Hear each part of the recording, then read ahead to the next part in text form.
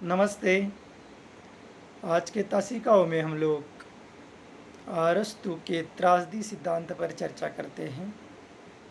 पिछले तासिकाओं में हम लोगों ने अरस्तू के त्रासदी सिद्धांत के जो कुल 6 तत्व है, उन कुल 6 तत्वों में से पहले जो 3 तत्व है, उन 3 तत्वों का अध्ययन किया है। उनमें से पहला जो तत्व है वह है कथानक, दूसरा है चित्रण और तीसरा है जो विचार तत्व। तो हम लोग आज के तासिकाओं में जो अगला है चौथा तत्व, उसके ऊपर चर्चा करते हैं। तो अगला जो चौथा तत्व है वह है पदावली। तो पदावली शब्द द्वारा अर्थ की अभिव्यक्ति को पद रचना कहते हैं। शब्द द्वारा अर्थ की अभिव्यक्ति को पद रचना कहते हैं।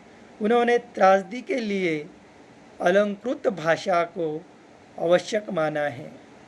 अलंकृत भाषा के संदर्भ में उनका कथन है,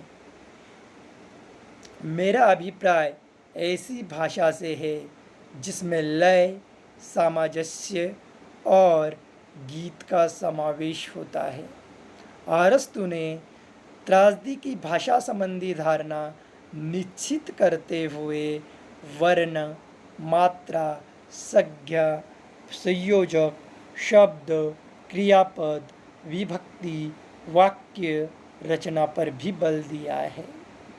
अगला जो तत्व है त्रासदी का वह है पांचवा तत्व और महत्वपूर्ण तत्व, वह है दृश्य योजना। इससे अभिप्राय है, दृश्य योजना से अभिप्राय है रंगमंच के साधनों का कुशल प्रयोग।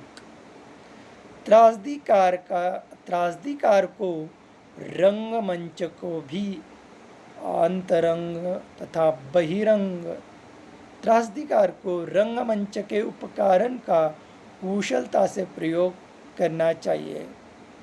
रंगमंच के भी अंतरंग तथा बहिरंग दो साधन हैं। अंतरंग उपकरण पूर्णतः रचनाकार से संबंधित होते हैं, जबकि बहिरंग साधन बहुत कुछ रंगमंचीय कर्तव्य कर्म से संबंधित होते हैं। छठा और अंतिम जो तत्व है वह है संगीत। अरस्तु का मानना है कि त्रासदी के प्रभाव में वृद्धि करने के लिए संगीत योजना अनिवार्य है। इसका महत्व त्रासदी के पठ्य और दृश्य दोनों ही रूपों के लिए महत्वपूर्ण है।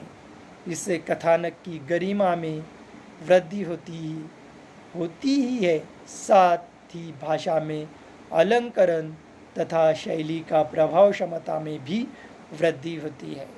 इसीलिए तो अरस्तु ने इसे संपूर्ण नाटक का अभिन्न अंग माना है।